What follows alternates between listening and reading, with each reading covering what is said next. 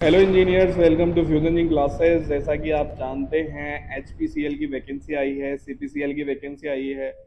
तो इन सब वैकेंसी के लिए आने वाले क्वेश्चन, चाहे वो केमिकल के हों, चाहे वो टेक्निकल हों, चाहे वो सेफ्टी के रिगार्डिंग हो, तो जितने भी क्वेश्चन हैं वो सब हम रेडी करेंगे हमारे आने वाले लेक्चर्स में। तो ये सारे लेक्चर्स आपको हमारी ऐप पर मिलेंगे, जो आपको इस स्कैनर पे स्कैन करके आप जाके हमारी ऐप को प्ले स्टोर से डाउनलोड कर सकते हैं।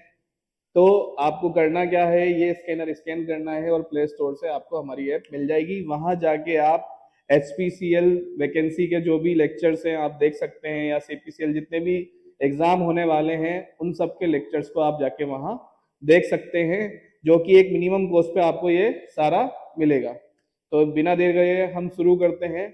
हमने आपके लिए डिजाइन किया है सेफ्टी एमसीक्यू, जिसमें हम 50 क्वेश्चन डिस्कस करेंगे आने वाले हमारे लेक्चर्स में। अभी हम लाए हैं आपके लिए 10 क्वेश्चन जो कि बहुत इंपॉर्टेंट है आने वाले गेल, आईओसीएल, एचपीसीएल इन सब के एग्जाम में। तो हमारा जो पहला क्वेश्चन है वो है ओआईएसडी का फुल फॉर्म क्या है। ओआईएसडी क्या है? ओआईएसडी एक का फुल फॉर्म क्या है? सबसे पहले इस लेक्चर को शुरू करने से पहले आपको पता होना चाहिए कि ओआईएसडी होता क्या है। तो ओआईएसडी का अगर क्वेश्चन आता है कि ओआईएसडी क्या है, तो इसका ऑप्शन ए है oil industry safety division, B oil industry standard directorate, C oil industry safety directorate, या D oil installation safety department. तो ओआईएसडी का फुल फॉर्म होता है ऑयल इंडस्ट्री सेफ्टी डायरेक्टरेट। इसका आंसर होगा सी।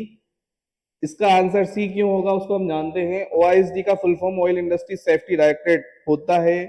ये ऑर्गेनाइजेशन करती क्या है? ऑयल गैस इंडस्ट्री के लिए सेफ्टी स्टैंडर्ड सेट करती है कि कैसे आपको काम करना है, क्या सेफ्टी प्रिकॉशन आपको लेना है, और गाइडलाइंस बनाता है ताकि एक्सीडेंट, फायर, एक्सप्लोजन इन सब हेजार्ड्स को क्या करे, रोका जा सके, प्रिवेंट किया जा सके। तो आपको सारी चीज शुरू करने से पहले पता होना चाहिए कि ओएसडी क्या है, ऑयल इंडस्ट्री सेफ्टी डायरेक्टरेट। इस लेक्चर में हम क्या कवर अप करेंगे? कंप्लीट सेफ्टी की, सेफ्टी के क्वेश्चन या कहीं सेफ्टी कैसे हमें अपनानी चाहिए प्लांट के अंदर, उसका लेटेस्ट स्टैंडर्ड क्या है, और वर्क परमिट क्या होता है, fire safety and fire safety के स्टैंडर्ड कैसे सेट किए जाते हैं। तो बिना देर किए करते हैं। हमारा पहला क्वेश्चन है OISD STD 105। OISD STD 105 किससे रिलेटेड है? पहला आपका ऑप्शन है फायर प्रोडक्शन, बी है आपका हेजार्डस एरिया क्लासिफिकेशन, सी है वर्क परमिट सिस्टम, या डी है पीपीई। तो इसका सही आंसर होगा सी। अब सी क्यों होगा? OISD STD 105 किससे रिलेटेड है? परमिट से। परमिट से रिलेटेड है, यानी कि WPS वर्क परमिट सिस्टम, कहीं इसको PTW भी कहते हैं, परमिट टू वर्क। तो वर्क परमिट सिस्टम किससे रिलेटेड है? OISD STD 105। हाइड्रोकार्बन इंडस्ट्री में हैजार्डस वर्क को सेफली कंट्रोल करने के लिए वर्क परमिट सिस्टम को क्या किया जाता है? अप्लाई किया जाता है। वर्क परमिट सिस्टम को अप्लाई किया जाता है, इसीलिए इसका आंसर होगा सी। आपका सेकंड क्वेश्चन है वर्क परमिट इश्यू करने से पहले क्या प्रिपेयर किया जाना चाहिए। वर्क परमिट इश्यू करने से पहले क्या इश्यू किया जाना चाहिए? अगर कहीं भी कोई जॉब चल रहा है तो उसके परमिट को इश्यू करने से पहले क्या इश्यू करते हैं? तो पहला है ऑप्शन प्रोडक्शन रिपोर्ट, दूसरा है JSA, तीसरा है अटेंडेंस शीट और मटेरियल रिक्वेजिशन, ये डी ऑप्शन है। तो इसमें आंसर होगा आपका कि किसी भी जगह वर्क परमिट इश्यू करने से पहले JSA क्या किया जाता है? इश्यू किया जाता है, प्रिपेयर किया जाता है। JSA किसी भी काम को करने से पहले, उसके परमिट को रिलीज करने से पहले JSA बनाया जाता है। पहले हेजार्डस आइडेंटिफाई करते हैं, JSA जॉब सेफ्टी एनालिसिस करते हैं और कंट्रोल डिसाइड करके फिर परमिट इश्यू करते हैं। थर्ड क्वेश्चन है हमारा। थर्ड क्वेश्चन है tool box talk TBT impart किया जाता है, कब इम्पार्ट किया जाता है? वर्क कंप्लीट होने के बाद करते हैं, ए, या बी वर्क के बीच में करते हैं, सी वर्क कमेंस होने से पहले करते हैं, या इसकी जरूरत नहीं होती। टूल बॉक्स टॉक की जरूरत क्यों होती है? वर्क कमेंस होने से पहले, वर्क करने से पहले टूल बॉक्स टॉक दिया जाता है, ताकि आप कहीं भी वर्क शुरू होने से पहले टूल बॉक्स टॉक दिया जाता है। क्यों दिया जाता है? काम स्टार्ट करने से पहले वर्कर्स को, जो भी वो जॉब कर रहे हैं, उसके हेजार्डस के बारे में कि यहाँ कोई गैस है या कोई फ्लेमेबल चीज है तो उसको प्रिकॉशन कैसे करनी है, पीपीई क्या यूज करने हैं और इमरजेंसी प्रोसीजर समझाया जाता है कि अगर काम करते वक्त कुछ हो जाए तो उनको कहाँ जाना है और कैसे सेफ्टी प्रिकॉशन उनको रखने हैं। तो टूल बॉक्स टॉक हमेशा कब दिया जाता है, वर्क के होने से पहले। तो इसका आंसर होगा सी।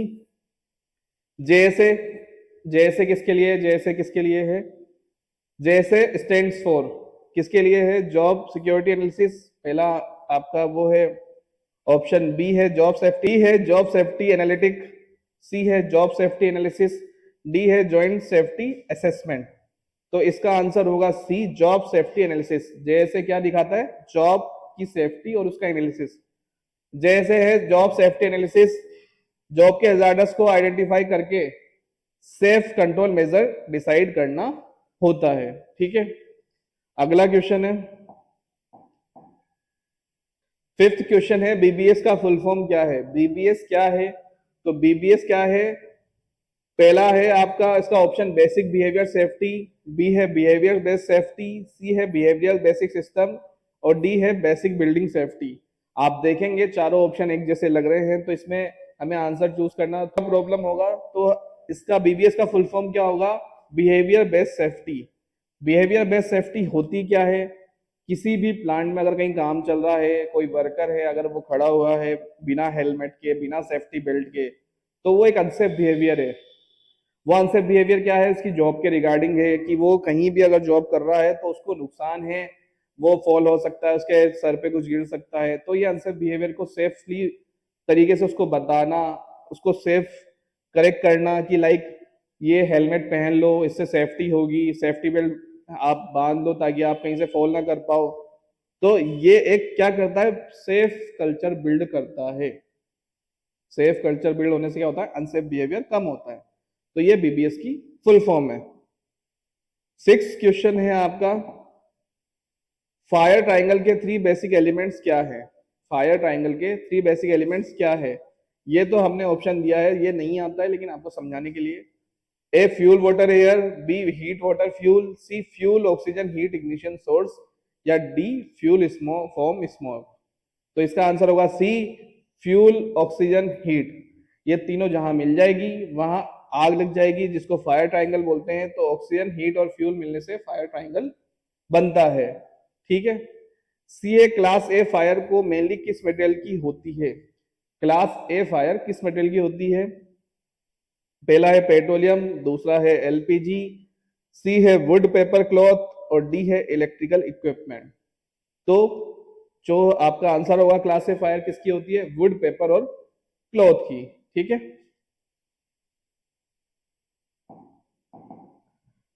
आपका एट्थ क्वेश्चन है, क्लास ए फायर के लिए बेस्ट एक्सटिंग्विश एजेंट जनरली क्या है। यानी अगर क्लास ए फायर होती है, चाहे वो कपड़े में हो चाहे वो लकड़ी में हो, उसको बुझाया किससे जाएगा। पहला है CO2, दूसरा है DCP, तीसरा है फॉर्म, चौथा डी है आपका वाटर। तो कभी भी इस प्रकार की फायर लगती है तो उसको पानी से बुझाया जाएगा, किससे, पानी से। ठीक है, जनरली पानी से बुझाया जाएगा।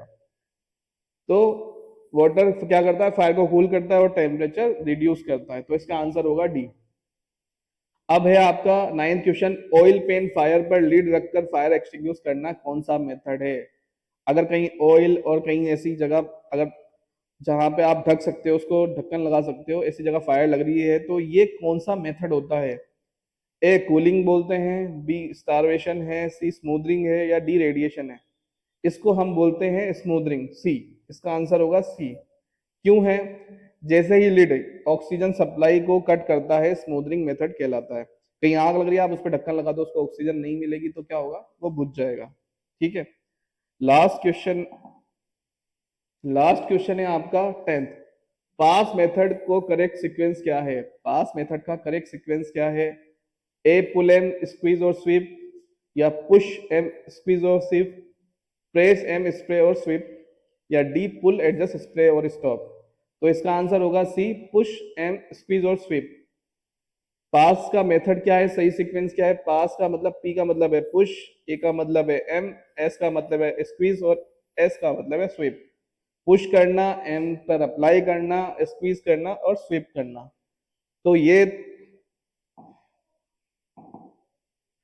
ये था हमारा आज का लेक्चर, जिसमें हमने 10 क्वेश्चन इंपॉर्टेंट डिस्कस किए जो आने वाले आपके एचपीसीएल और बीपीसीएल आईओसीएल इन एग्जाम में आते हैं। ऐसे हमारे और भी सीरीज आने वाली है सेफ्टी की, तो आप देखें और अच्छे से उनको पढ़ें, जो आपके लिए बेनिफिट होने वाले हैं। और आप हमारे इस स्कैनर को स्कैन करके हमारा ऐप डाउनलोड कर सकते हैं। Thank you.